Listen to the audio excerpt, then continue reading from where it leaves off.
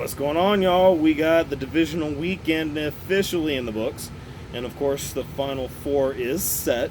We got the NFC Championship, where the San Francisco 49ers will be traveling to Philadelphia to face the Eagles.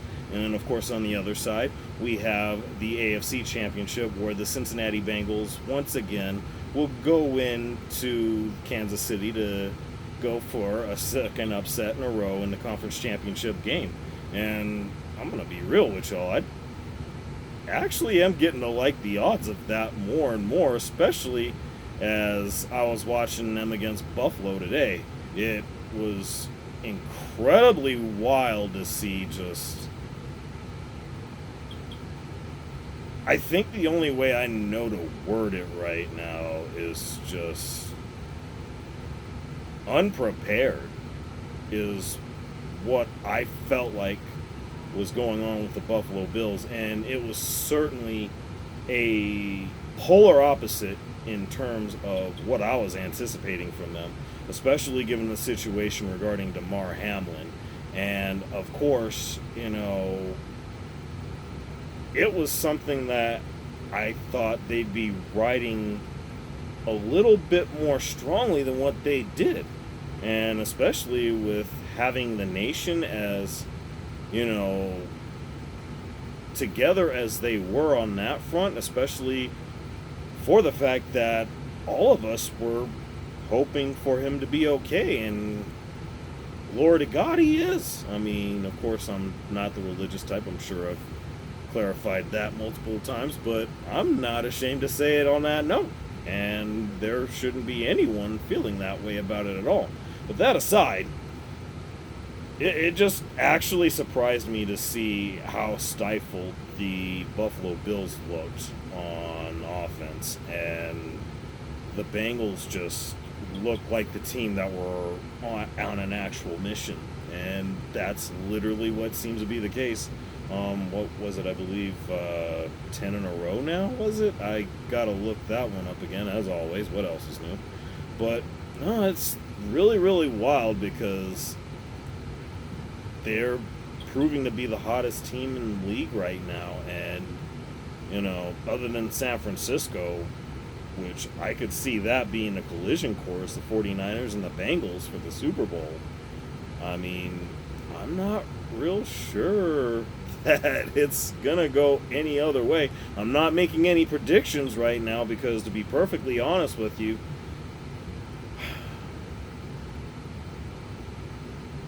I guess I can't say that I expected Dallas and San Francisco to not be competitive. I think that's something that we all anticipated going into today, but for the most part, I didn't see any realistic outcome where the Dallas Cowboys were going to emerge victorious in this. And largely for the fact that, really when it all boils down to it, they play San Francisco pretty tough. I mean, it's always going to be competitive, and history shows with the rivalry being as rich as it is, I don't see any point where you're not going to get the best of both sides.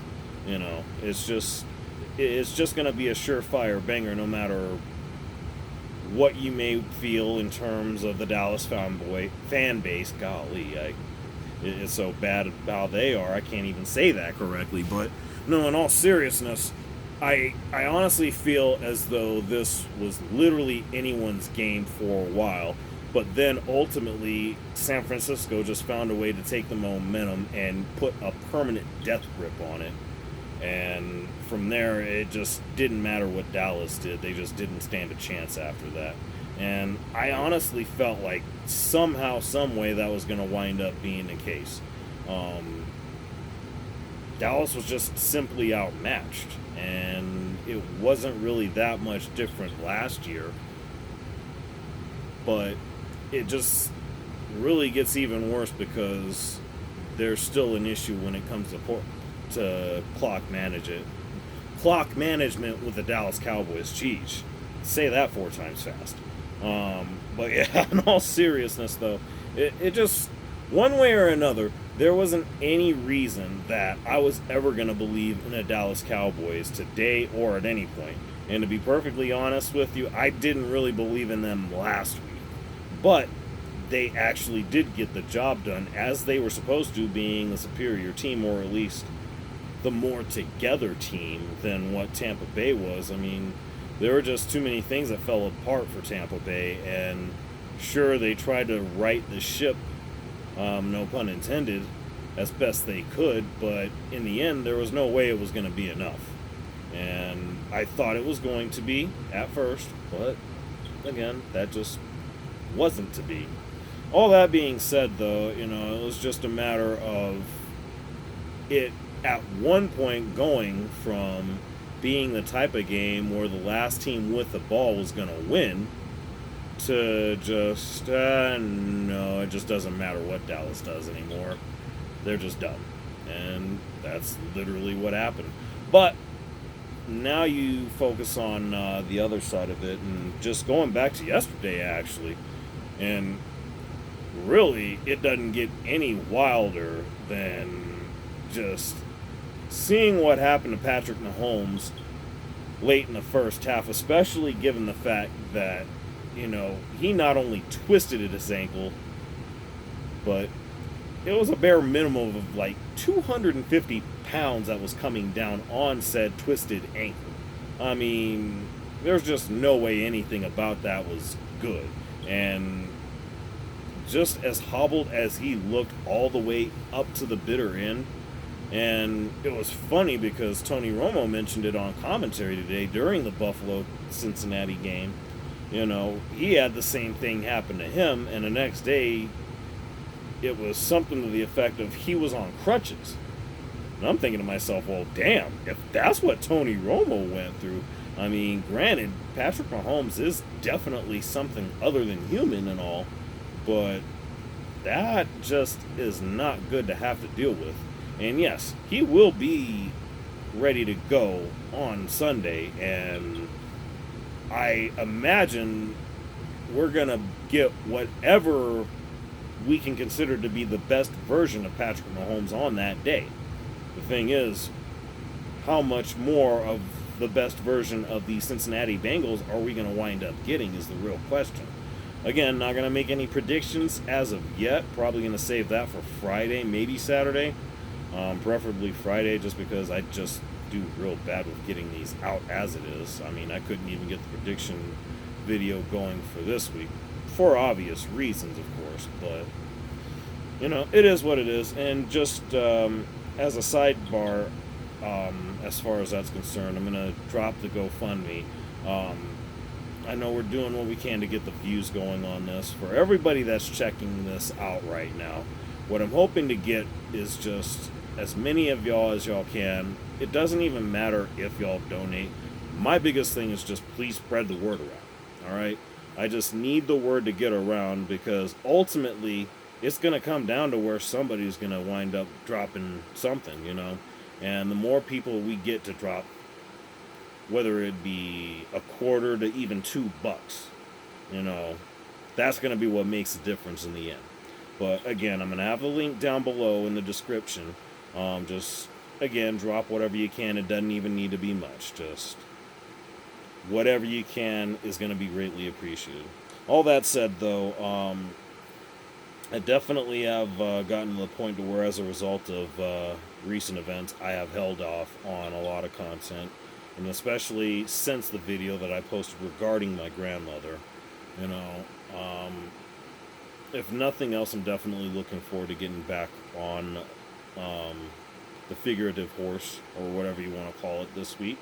Look forward to live streams, live reactions for NBA on TNT on Tuesday night as well as Thursday night. Certainly going to do Championship Sunday, and I'm definitely going to be looking to probably do live reaction for the Royal Rumble. Definitely going to have a lot of thoughts regarding pro wrestling, especially the state of affairs in pro wrestling.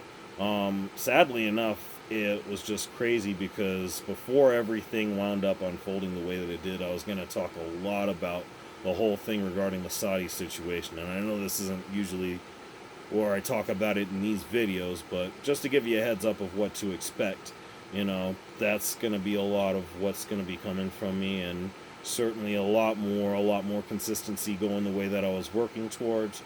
But yeah, I think I'm going to be back into it now, and just going to look to keep it going from there. I definitely went a lot longer with that than I want to, over 10 minutes, so we're going to keep that moving. This is being recorded. It's actually about to be 9 o'clock here on Sunday night, and I'm going to be posting this early, well, sometime in the morning, as early as possible, before I head into work, and definitely come through with more later on in the day. That being said, I'm definitely going to go ahead and stop it right here. But, yeah. Oh, actually, I neglected to talk about Giants-Eagles. That's what I was forgetting about. And again, I'm running over because of that. But, yeah, the only thing I'm going to say about that, because, yeah, I definitely feel more for Giants fans than anything else, because, I was actually getting to be quite impressed with what I saw from the Giants. And even for Jacksonville as well. In fact, I felt like they had a great shot at getting it done against Kansas City, and they did.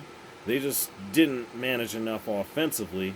But it is what it is. Trevor Lawrence is only going to get better from here, and you got to look out, because that Jags defense is as elite as anybody.